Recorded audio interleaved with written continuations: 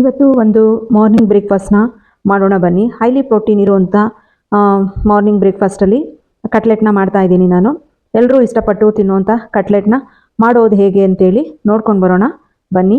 ಅದಕ್ಕೆ ಒಂದು ಸ್ಪೆಷಲ್ಲಾಗಿ ಚಟ್ನಿ ಕೂಡ ಮಾಡಿದ್ದೀನಿ. ಆ ಸ್ಪೆಷಲ್ ಚಟ್ನಿ ಕೂಡ ಹೇಗೆ ಮಾಡೋದು, ಎಷ್ಟು ಈಸಿಯಾಗಿ ಮಾಡ್ಬೋದು ಅಂತ ನೋಡೋಣ ಬನ್ನಿ.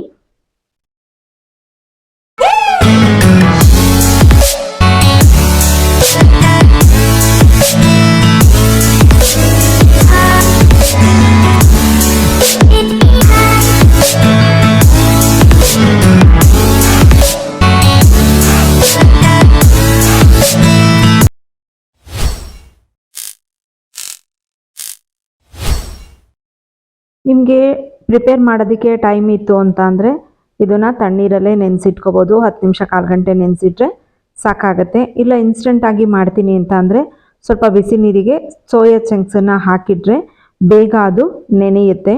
ನಾನಿಲ್ಲಿ ತಣ್ಣೀರಿಗೆ ಹಾಕಿಡ್ತಾ ಇದ್ದೀನಿ. ನೀವು ಬೇಕಿದ್ದರೆ ಬಿಸಿನೀರಲ್ಲಿ ಹಾಕ್ಕೋಬೋದು. ಅದನ್ನು 10 ನಿಮಿಷ ಕಾಲು ಗಂಟೆ ನೆನೆಸಿಟ್ಟಿದ್ದಾದಮೇಲೆ ಅದು ಕಂಪ್ಲೀಟಾಗಿ ನೆಂದಿದೆ.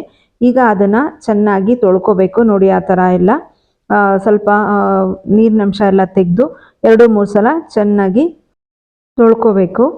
ಚೆನ್ನಾಗಿ ತೊಳ್ಕೊಂಡಾದ್ಮೇಲೆ ಒಂದು ಮಿಕ್ಸಿ ಜಾರನ್ನ ತೊಗೊಳ್ಳಿ. ನೀವು ಎಷ್ಟು ಕ್ವಾಂಟಿಟಿ ಮಾಡ್ತಾ ಇದ್ದೀರಾ ನೋಡಿಕೊಂಡು ಆ ಜಾರನ್ನ ತೊಗೊಳ್ಳಿ. ಮತ್ತು ನೀವು ಜಾಸ್ತಿ ಮಾಡೋದಿದ್ರೂ ಮಾಡ್ಬೋದು. ನಾನು ಇಲ್ಲಿ ಇಬ್ಬರಿಗೆ ಆಗೋಷ್ಟು ನಾನು ಮಾಡ್ತಾ ಇದ್ದೀನಿ.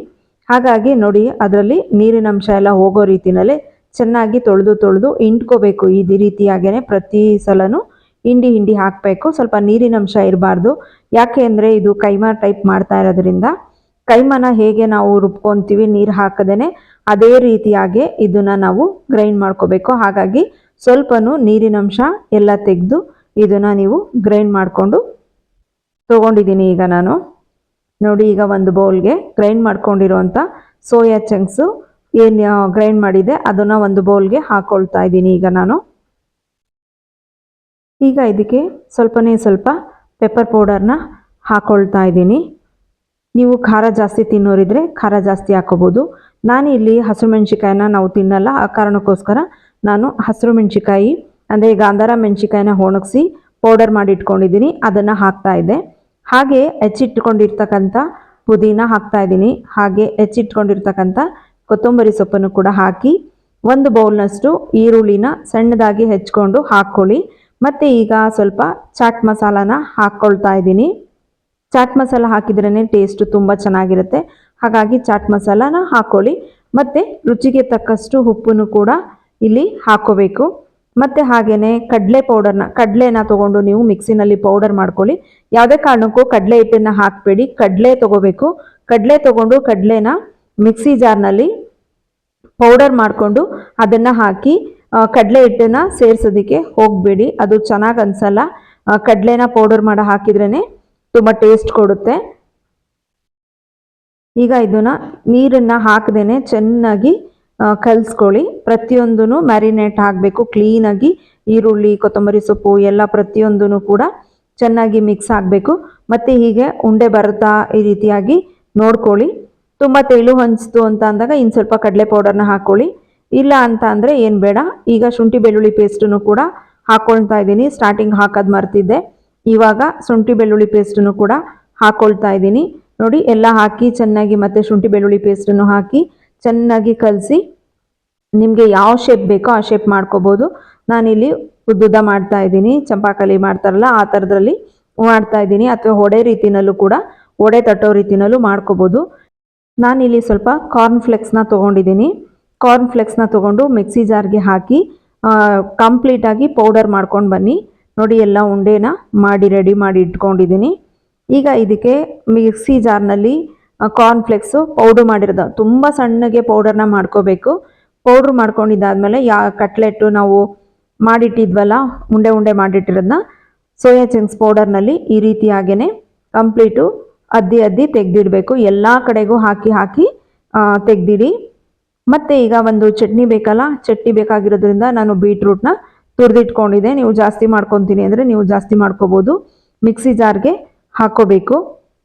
ಸ್ವಲ್ಪ ಆನ್ ಆ್ಯಂಡ್ ಆಫ್ ಮಾಡಿ ತೊಗೊಂಡೆ. ಈಗ ಇದಕ್ಕೆ ಸ್ವಲ್ಪ ಮೊಸರು ಕೂಡ ಸೇರಿಸ್ತಾ ಇದ್ದೀನಿ. ನಾನು ಮಿಕ್ಸಿ ಜಾರಲ್ಲಿ ಗ್ರೈಂಡ್ ಮಾಡಿ ಆಯಿತು ಮೊಸರು ಮತ್ತು ಬೀಟ್ರೂಟನ್ನು ಎರಡನ್ನೇ ಹಾಕಿ ಗ್ರೈಂಡ್ ಮಾಡಿಕೊಂಡು ಒಂದು ಬೌಲ್ಗೆ ಹಾಕ್ಕೊಳ್ತಾ ಇದ್ದೀನಿ. ಈಗ ಇದಕ್ಕೆ ರುಚಿಗೆ ತಕ್ಕಷ್ಟು ಉಪ್ಪನ್ನು ಹಾಕ್ಕೊಳ್ಳಿ. ನೋಡಿಕೊಂಡು ಉಪ್ಪನ್ನು ಹಾಕ್ಕೊಳ್ಳಿ. ಹುಳಿ ಮೊಸರು ತೊಗೋಬೇಡಿ, ಚೆನ್ನಾಗಿರೋ ಮೊಸರನ್ನ ತೊಗೊಳ್ಳಿ. ಈಗ ಅರ್ಧ ಸ್ಪೂನ್ನಷ್ಟು ನಾನು ಚಾಟ್ ಮಸಾಲಾನ ಹಾಕ್ತಾ ಇದ್ದೀನಿ.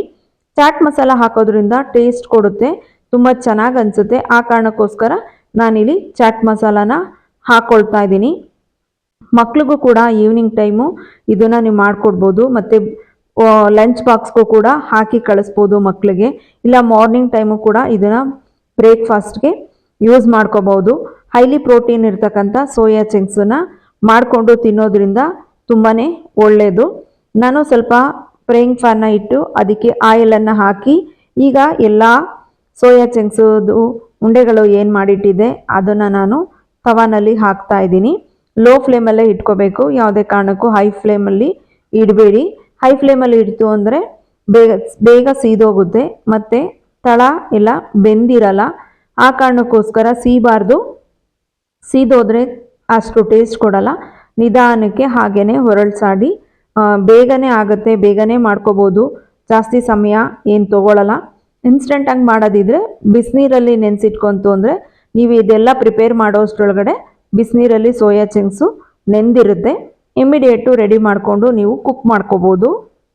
ಇವಾಗ ಮೇಲೆ ಕೆಳಗಡೆ ಪ್ರತಿಯೊಂದನ್ನು ತಿರುಗಿಸ್ಕೊಳ್ತಾ ಇದ್ದೀನಿ. ಇದೇ ರೀತಿಯಾಗೇ ಪದೇ ಪದೇ ತಿರುಗಿಸ್ಕೊಂಡು ಬೇಯಿಸ್ಕೊಳ್ಳಿ, ತುಂಬ ಚೆನ್ನಾಗಾಗತ್ತೆ.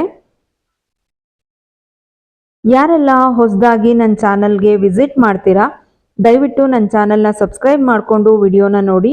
ವಿಡಿಯೋ ನೋಡಿದಾದ್ಮೇಲೆ ಹಾಗೆ ಲೈಕ್ ಕೊಟ್ಟು ಕಮೆಂಟ್ ಕೊಡೋದನ್ನು ಮರಿಬೇಡಿ. ನಿಮಗೆ ಈ ವಿಡಿಯೋ ಇಷ್ಟ ಆಯಿತು ಅಂದರೆ ಒಂದು ಲೈಕನ್ನು ಕೊಡಿ. ಮತ್ತು ಇನ್ನೂ ಸ್ವಲ್ಪ ಎಣ್ಣೆನ ಹಾಕ್ಕೊಂಡು ನಾನು ಬೇಯಿಸ್ಕೊತಾ ಇದ್ದೀನಿ. ಮತ್ತು ಇನ್ನು ಏನು ಉಳಿದಿತ್ತು ಸೋಯಾ ಚಂಕ್ಸ್ದು ಉಂಡೆಗಳು ಅದನ್ನು ಕೂಡ ಹಾಕಿ ಮಧ್ಯದಲ್ಲಿ ಜಾಗ ಮಾಡಿಕೊಂಡು ಬೇಯಿಸ್ಕೊತಾ ಇದ್ದೀನಿ.